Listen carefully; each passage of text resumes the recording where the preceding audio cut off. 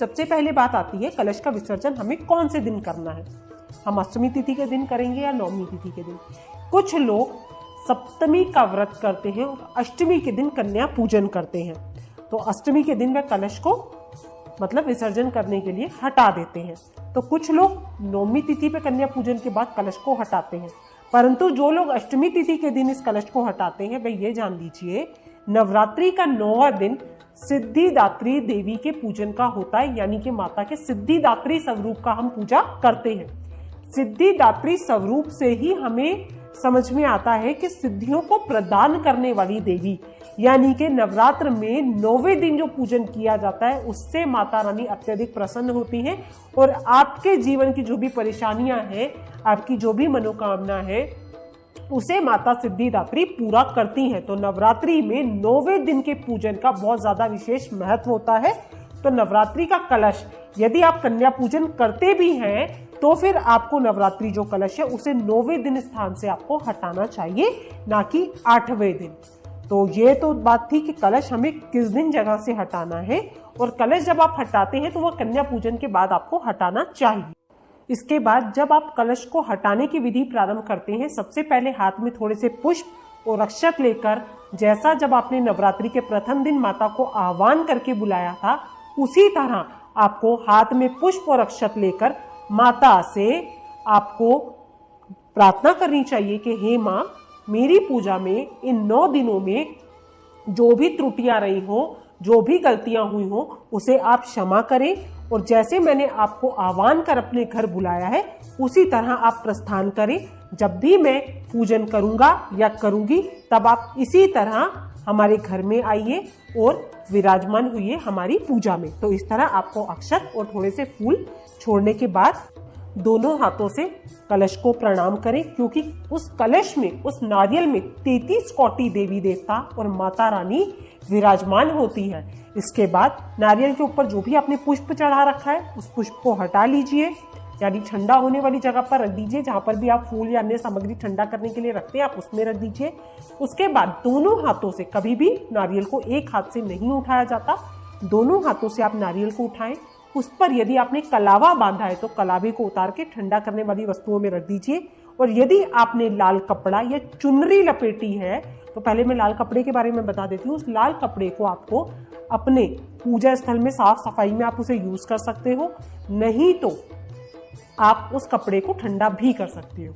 इसके बाद जो आपने लाल चुनरी रखी है माता की, क्योंकि नारियल को माँ का स्वरूप माना जाता है और लाल चुनरी उस पर लिपटी हुई 9 दिन बहुत शुभकारी होती है, तो सुहागन स्त्री या तो अपने सुहाग के सामान में से रख सकती हैं या फिर आप इस चुनरी को तिजोरी में रख सकते हैं। तिजोरी में नहीं रखना चाहते तो आप नवरात्रि में जब आप पूजन करते हैं, कन्या पूजन, उसके बाद आप इसे किसी कन्या को भेंट भी कर सकते हैं। आप जो चाहे इस चुनरी का कर सकते हैं, परंतु चुनरी का ध्यान रखिएगा, ये चुनरी 9 दिनों में बहुत ज्यादा पवित्र और शुद्ध मानी जाती है। चुनरी का अपमान नहीं होना चाहिए, तो उस चुनरी को या तो आप अपनी तिजोरी में संभाल के रख सकते हैं। इसके बाद कुछ लोग नवरात्र के 8वें दिन जब कन्या पूजन करते हैं या 9वें दिन कन्या पूजन करते हैं, इस नारियल को तोड़ के प्रसाद स्वरूप बांट देते हैं।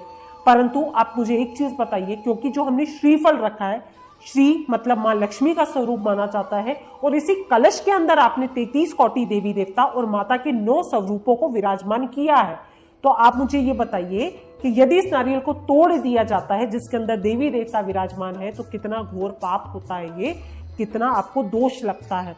तो कुछ लोग इस नारियल को तोड़ के कन्याओं को बांट देते हैं, परंतु आपको ऐसा नहीं करना चाहिए, जो कि शास्त्र कहते हैं। आपको इस नारियल को संभाल कर लाल वस्त्र में लपेट कर या तो आप अपने पूजन स्थल में रख सकते हैं या फिर व्यापार वृद्धि के लिए, क्योंकि नारियल को लक्ष्मी स्वरूप में माना जाता है, आप अपनी तिजोरी में रख सकते हैं। और यदि तिजोरी में आपके ऑलरेडी रखा हुआ है नारियल, आप नहीं रखना चाहते हैं, तो फिर आप इसका मंदिर में रखकर पूजन कर सकते हैं। और मंदिर में भी नहीं रखना चाहते हैं तो आपको हाथ जोड़कर इसको नदी में प्रवाहित करना चाहिए, ना कि इस नारियल को आपको तोड़ना चाहिए।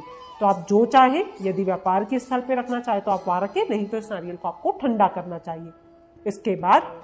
इसके बाद कुछ लोग डायरेक्ट नारियल को रखते हैं और कुछ लोग पूर्ण पात्र के ऊपर रखते हैं। तो पूर्ण पात्र के अक्षत का क्या करना है, जैसा मैंने आपको वीडियो में पहले ही बताया था, मैं 2 उपाय आपको बताऊंगी। तो पूर्ण पात्र के पात्र को आप उठाकर पहले अलग रख दीजिए।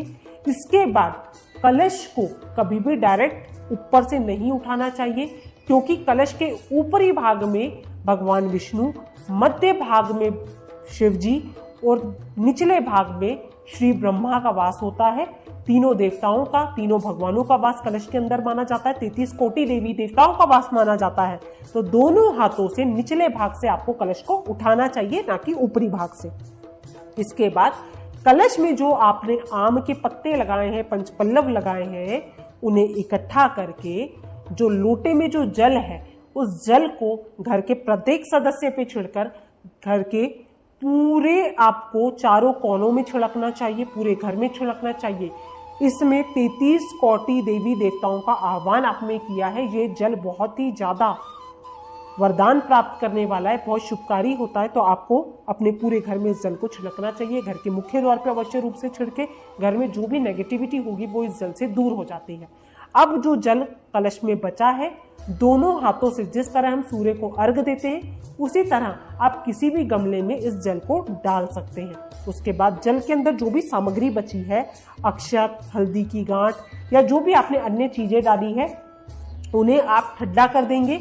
और जो भी आपने लोटे के अंदर सिक्का डाला है, कुछ लोग कमलगट्टा डालते हैं, कुछ लोग गोमती चक्र डालते हैं, इन चीजों को आप निकाल लेंगे। उन चीजों को पानी से स्वच्छ करने के बाद, गंगा जल से स्वच्छ करने के बाद आप लाल कपड़े में बांधकर अपनी तिजोरी में रख सकते हैं। परंतु इन्हें रखने से पहले एक चीज का विशेष ध्यान दीजिएगा। अब बारी आती है जो हमने लोटे के नीचे, पात्र के नीचे जो अक्षत रखे थे, उनका हमें क्या करना है। पूर्ण पात्र में और कलश के नीचे जो आपने अक्षत रखे हैं, एक चुटकी अक्षत लेकर उस सिक्के, कमलगट्टे और गोमती चक्र यदि आपने डाले हैं, यदि सिक्का तो देखिए सब डालते हैं, उस सिक्के के साथ एक चुटकी अक्षत उठाएं वहां से और उसके साथ लाल कपड़े में बांधकर आप रखें। आप देखेंगे कि आपके जीवन में कितना बदलाव आएगा, आपके व्यापार में कितना बदलाव आएगा, क्योंकि 9 दिन तक वो कलश माता के सामने जो रखा होता है, उसके नीचे जो अक्षत रखे होते हैं, वह साधारण अक्षत नहीं रहते, वह एक चमत्कारी अक्षत बन जाते हैं। तो एक चुटकी अक्षत लेकर आप सिक्के के साथ बांधकर अपनी तिजोरी में रखें और एक चुटकी अक्षत, या कुछ लोग गेहूं रखते हैं, वहां से एक चुटकी अक्षत या गेहूं उठा के अपने, जहां पर भी आप अपनी किचन में धान्य, गेहूं या फिर अन्य खाद्य सामग्री रखते हैं, तो उन चावलों में आपको एक चुटकी जो आपने वहां से मंदिर से अक्षत उठाए, आप वो मिला दीजिए। आप खुद देखेंगे माता अन्नपूर्णा की कृपा, क्योंकि माँ पार्वती अन्नपूर्णा माता का ही स्वरूप है। अन्नपूर्णा माता सदैव आपके ऊपर कृपा बनाए रखेंगी, क्योंकि ये माता रानी के सभी स्वरूप एक समान माने जाते हैं, एक ही स्वरूप माने जाते हैं। तो माँ अन्नपूर्णा की कृपा आपके ऊपर सदैव बनी रहेगी। कभी भी आपके घर में अन्न धन की कमी नहीं होगी। तो इस तरह आपको 2 चुटकी चावल उन अक्षत में से लेना है और उनका इस तरह आपको उपाय करना है। इसके बाद कलश, यदि मिट्टी का कलश है तो आप उसे किसी भी तरह अन्य यूज में आप ले सकते हैं उसे, परंतु उसे दोबारा से पूजा में यूज नहीं किया जाता। और यदि तांबे या किसी अन्य पात्र का आपने रखा है कलश, तो फिर आप उसे धोकर वापस से रख दीजिए। उसे अपने रोजाना के प्रयोग में ना लाइए, क्योंकि पूजा की चीजों को रोजाना के प्रयोग में नहीं लाया जाता। इसके बाद पूर्ण पात्र के अक्षत और कलश के नीचे जो भी आपने अक्षत रखे, उन्हें इकट्ठा करके किसी भी पेड़ या किसी भी ऐसी जगह डाल दीजिए जहां पर पक्षी उसे खा सके। तो इस तरह आपको चावलों को, जो भी आपने अक्षत रखे, आपको उन्हें ठंडा करना है। तो जो भी आपकी जो भी सामग्री है, आप इसी तरह से उन्हें विसर्जित करेंगे, इसी तरह उन्हें ठंडा करेंगे। तो आशा करती हूँ आपको जानकारी पसंद आई होगी और एक चुटकी अक्षत का उपाय आप ये जरूर करिएगा। आप खुद देखेंगे इसके चमत्कारी रिजल्ट आपको क्या देखने को मिलते हैं। तो जानकारी थोड़ी भी पसंद आई हो तो वीडियो को अपने अन्य परिवारजनों के साथ अवश्य रूप से शेयर करिएगा। यदि और भी आपके कोई क्वेश्चन है तो कमेंट बॉक्स में कमेंट करके आप उनसे पूछ सकते हैं। और यदि अभी तक आपने शिव भक्ति मार्ग चैनल को सब्सक्राइब नहीं किया है तो बेल बटन दबाकर शिव भक्ति मार्ग परिवार का हिस्सा जरूर बन जाइएगा। मिलते हैं अपने नेक्स्ट